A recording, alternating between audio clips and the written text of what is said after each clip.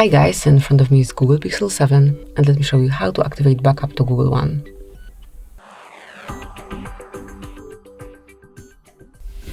So first of all, you need to reach Settings, then find and select System and click on Backup. And now all you have to do is set up and turn on here.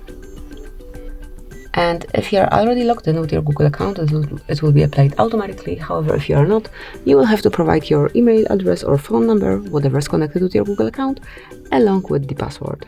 So that's it. Then you can also back up all data right now, or you can wait till it's done automatically over Wi-Fi after it's been idle and charging for 2 hours. But we can smoothly click backup now, then provide the screen lock password, and as you can see, backupping my data is in progress. So that's it, that will be all. Thank you for watching. Please subscribe our channel and leave the thumbs up.